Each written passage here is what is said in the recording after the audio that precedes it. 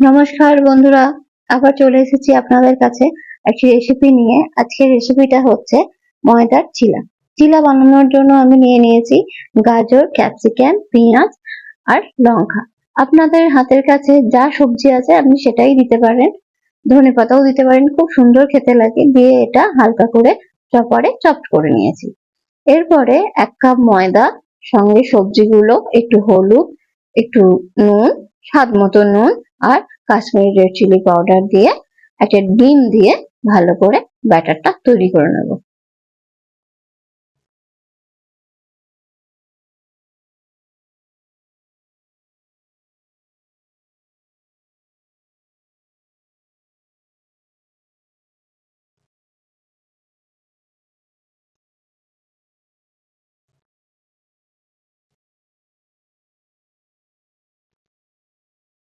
দেখুন, আমি ব্যাটারটা ভালো করে তৈরি করে নিচ্ছি। ব্যাটারটা তৈরি করার জন্য প্রথমে এগুলোকে মিশিয়ে নিলাম। মিশিয়ে নেবার পরে হালকা জল দেব, দিয়ে জল দিয়ে ব্যাটারটা একটা পাতলা তৈরি করে নেব।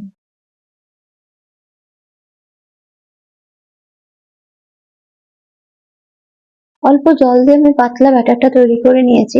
এরপরে এই ব্যাটারটা আমি 10 মিনিটের জন্য রেখে দেবো। আপনারা চাইলে বেশিক্ষণও রাখতে পারেন।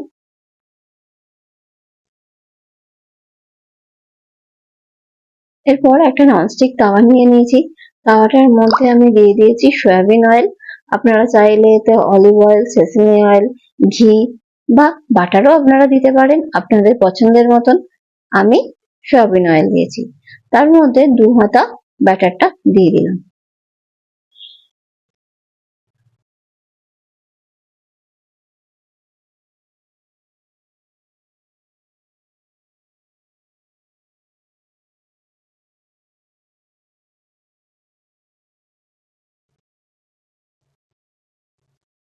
এরপরে ভালো করে উল্টে পাল্টে ভেজে নেব।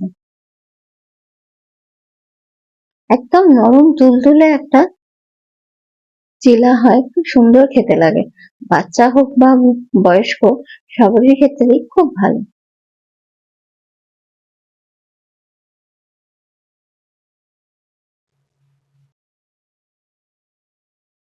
হয়ে গেছে আমার।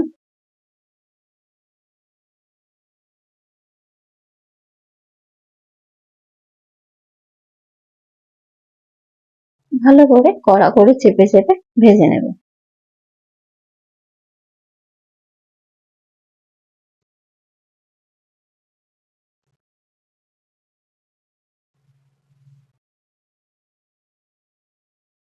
দেখতেই পাচ্ছেন কি সুন্দর কড়া করে ভাজা হয়ে গেছে আমার চিলাটা। দুদিকটাই ভেজে নিয়েছি, একদম নরম তুলতুলে হয়েছে। এইভাবে আমি ভেজে নিয়েছি সব চিলাগুলোকে। এরপরে পরিবেশনের পালা। আপনারা চাইলে এর মধ্যে গ্রিন চাটনিও ব্যবহার করতে পারেন। আমার হাতের কাছে একটা সস ছিল, আমি সেটা দিয়েই পরিবেশন করেছি। খুব সুন্দর খেতে হয়, দেখতেই পাচ্ছেন কি নরম, একদম নরম তুলতুলে ফোল্ড হয়ে যাচ্ছে। আপনারা একবার ট্রাই করে দেখবেন, অবশ্যই আমাকে জানাবেন কেমন লাগলো। নমস্কার।